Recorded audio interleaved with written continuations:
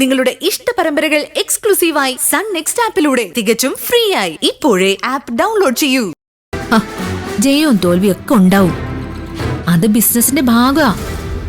പക്ഷെ ഇന്ന് പ്രണവ് ജയിച്ചത് ജീവിതത്തില. അതെ, അതൊരു ചെറിയ കാര്യമല്ല. കളത്തിലിറങ്ങി കളിക്കാതെ ഗാലറിയിലിരുന്ന് ജയിക്കുമെന്ന് വീമ്പളക്കുന്നതിനേക്കാൾ എത്രയോ നല്ലത് ഇറങ്ങി കളിച്ചു നോക്കുന്നത്. പ്രണവ് നോക്കിക്കോ, ഈ തോൽവി വരാനിരിക്കുന്ന വിജയങ്ങളുടെ തുടക്കം മാത്ര. അതൊന്ന് മനസ്സിലാക്ക്. നോക്ക് പ്രണവിന് ആരുമില്ല എന്നുള്ള ചിന്തയെ വേണ്ട. എന്നും എപ്പോഴും താങ്ങായിട്ട് ഈ ചെക്കനോടൊപ്പം ഞാനും ഉണ്ടാവും. ഒന്ന് ചിരിച്ചേ. ഇനി ഈ സെൽഫ് കോൺഫിഡൻസ് വിട്ടുകളയരുത്. ആത്മവിശ്വാസത്തോടെ തന്റെ അടുത്തോടെ നിൽക്കണം. ജീവൻ തന്ന ഞാനും കൂടെ ഉണ്ടാവും.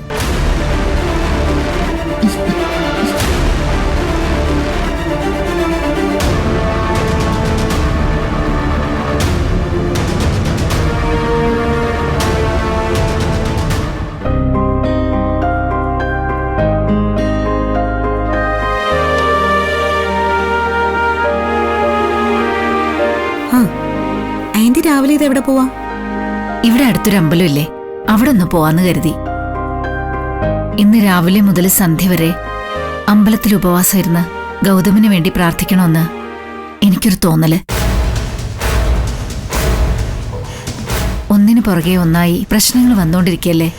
വ്രതം ഇരുന്ന് പ്രാർത്ഥിച്ചാൽ എന്തെങ്കിലും മാറ്റം വരുമെങ്കിലോ? ഞാൻ പോയിട്ട് വരാം മോളെ. വൈകുന്നേരം ഞാൻ തിരിച്ചു വരൂ. പറ്റുമെങ്കിൽ നിനക്ക് തിരിച്ചു വരാതിരിക്കാവോ?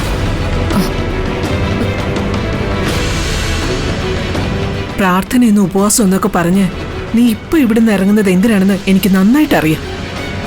ഇവളോടിത് പറഞ്ഞിട്ട് പോയാ കൃത്യമായിട്ട് നിർമ്മലാമ്മയുടെ സ്നേഹം ഗൗതമിനെ അറിയിക്കുകയും ചെയ്യുമല്ലോ, അല്ലേ?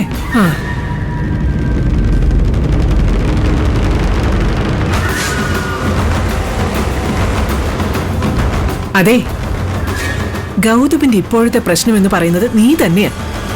നീ എന്ന് ഈ വീട്ടിലേക്ക് കാലെടുത്ത് വെച്ച് കയറിയോ, അതോടെയാ ഇവിടെ പ്രശ്നങ്ങൾ തുടങ്ങിയത്.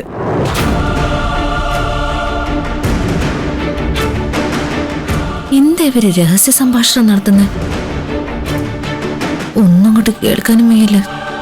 ഗൗതമിന് സമാധാനം കിട്ടണമെന്നാണ് നിന്റെ ഉദ്ദേശമെങ്കിലേ അതിന് അമ്പലത്തിൽ പോയി ഉപവാസം ഇരിക്കൊന്നും വേണ്ട. നീ ഈ വീട്ടിലേക്ക് വന്നത് തന്നെ തെറ്റായി പോയി എന്ന് സ്വന്തം മനസാക്ഷിയോടൊന്ന് പറഞ്ഞിട്ട് സർവ്വതും പെറുക്കി കെട്ടി ഇവിടുന്ന് ഇറങ്ങി തന്നാ മാത്രം മതി.